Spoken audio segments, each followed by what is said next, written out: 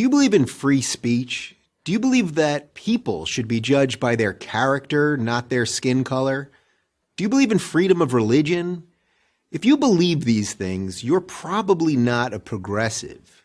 You might think you're a progressive. I used to think I was. My show, The Rubin Report, was originally part of the Progressive Young Turks network. Progressives struck me as liberals, but louder. Progressives were the nice guys. They looked out for the little guy. They cared about women and minorities. They embraced change. In short, who wouldn't want to be a progressive? But over the last couple of years, the meaning of the word progressive has changed. Progressives used to say, I may disagree with what you say, but I'll fight to the death for your right to say it. Not anymore. Banning speakers whose opinions you don't agree with from college campuses, that's not progressive. Prohibiting any words not approved of as politically correct, that's not progressive. Putting trigger warnings on books, movies, music, anything that might offend people, that's not progressive either. All of this has led me to believe that much of the left is no longer progressive, but regressive. This is one of the reasons I've spent so much time on my show talking about the regressive left. This regressive ideology doesn't judge people as individuals, but as a collective.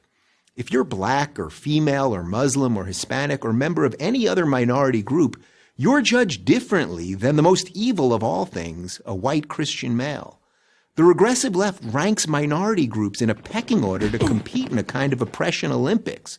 Gold medal goes to the most offended. Martin Luther King Jr.'s dream that his children would be judged by their character and not their skin color was a liberal idea, but these days it's not a progressive ideal. And what about religious freedom, the idea that no one else can tell you what you have to believe? Surely progressives still support that basic right. Well, not so much. I'm a married gay man, so you might think that I appreciate the government forcing a Christian baker or photographer or florist to act against their religion in order to cater, photograph, or decorate my wedding. But you'd be wrong. A government that can force Christians to violate their conscience can force me to violate mine. If a baker won't bake you a cake, find another baker. Don't demand that the state tell him what to do with his private business. I'm pro-choice, but a government that can force a group of Catholic nuns, literally called the Little Sisters of the Poor, to violate their faith and pay for abortion-inducing birth control can force anyone to do anything. That's not progressive, that's regressive.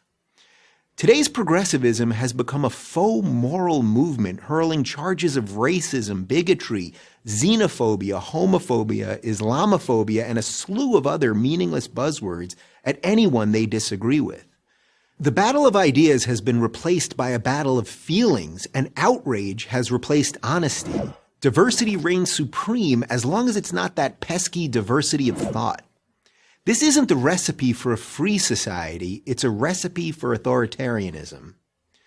For these reasons, I can no longer call myself a progressive. I don't really call myself a Democrat either.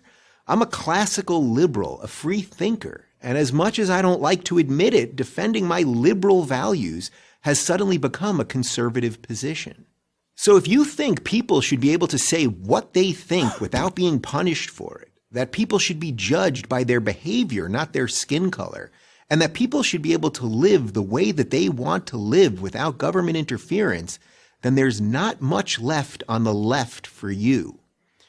I'll keep trying to explain that to progressives until I'm totally left out.